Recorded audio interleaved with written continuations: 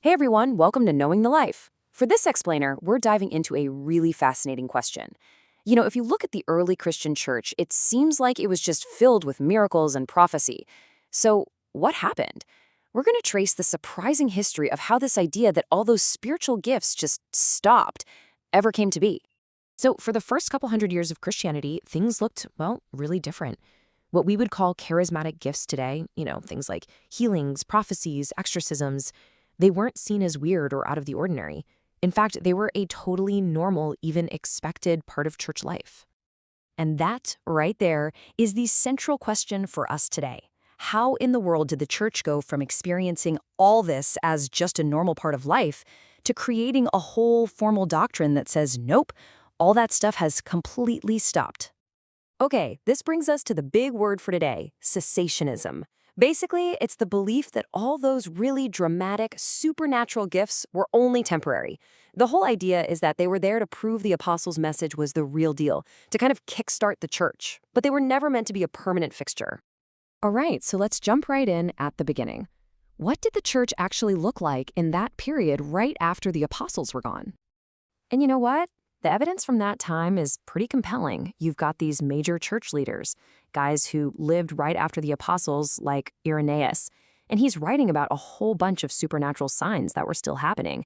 Then there's another writer, Tertullian, and he also confirms that things like healings and exorcisms were pretty common in his day. But then things started to change. By the 3rd century, a real shift began. You start to see these gifts fade from the church writings, and theologians actually start commenting on the fact that they're not seeing them as much anymore.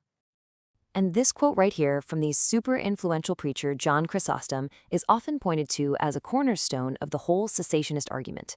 He was talking about a part of the Bible that deals with spiritual gifts and pretty much said, this is kind of confusing for us to read, because this stuff, it just doesn't really happen anymore.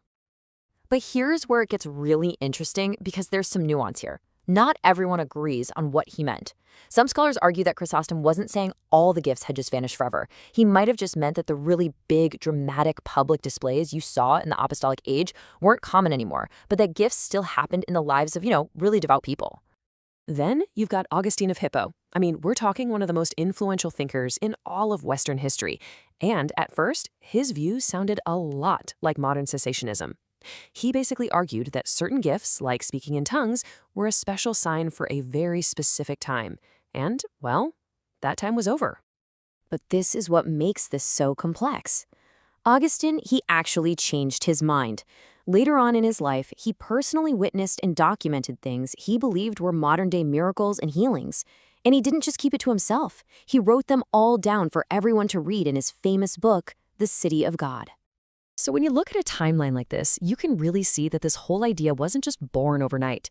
It evolved over a long, long time, from those early observations, through Augustine's big change of heart, then a theological shift in the Middle Ages, and then it got formalized during the Reformation before finally getting locked into the version most people know today. Yeah, during the medieval period, the entire way people thought about miracles just changed. Healing became this super rare exception, something you'd only associate with heroic saints. Sickness got reframed, often seen as a way for God to teach you spiritual discipline. Even the whole sacrament of anointing the sick, it shifted from being about physical healing to being about spiritual cleansing right before death, what became known as extreme unction. Okay, so things really start to heat up during the Reformation. This idea, which was kind of a developing doctrine, stops being just an observation and turns into a sharp theological weapon. And this is a really crucial turning point. Cessationism suddenly became important for a totally new reason: debate. See, the reformers were pushing hard for this idea of sola scriptura, that the Bible alone is the final authority. So by arguing that new miracles and new revelations had stopped, they had a powerful way to challenge the Catholic Church, which was pointing to its own ongoing miracles as proof that its saints, its relics, and its traditions also held authority. But what's fascinating is that even the main reformers weren't all on the same page about this. On one side, you have John Calvin, who came up with a really strict version of cessationism. He argued the gifts were temporary and they were gone, period. But then you have Martin Luther, who was a bit more cautious. He was definitely against the so-called miracles tied to relics, but he kind of left the door open for God to still do miraculous things whenever he needed to. All right, let's fast forward a bit and see how this doctrine finally got baked into its modern form and the absolutely explosive reaction it caused. So, over the next few hundred years, this idea gets polished and really solidified. First, you have the Enlightenment with all its rational skepticism, which just created this whole intellectual climate where it was way easier to doubt modern miracles. Then you get hugely influential figures like Jonathan Edwards, who starts to connect the end of the gifts to the Bible being finished. And it all culminates in B.B. Warfield's book, Counterfeit Miracles, which pretty much locked the doctrine into the rigid form we recognize today. And that's how we got here. What critics will point out is that the modern version of this doctrine seems to be built on a foundation of historical and theological arguments that were developed centuries after the fact, not on some clear command from the Bible itself saying, okay, time for the gifts to stop. But you know what? Just when it seemed like the whole debate was settled and this doctrine was set in stone, a powerful global counter-movement just exploded onto the scene, and it was about to challenge everything. This all went down right around the turn of the 20th century. This was the birth of the Pentecostal movement, a brand new wave of Christianity. And one of its foundational beliefs was a powerful, direct, and total rejection of cessationism. And this new movement spread like wildfire, all based on experience.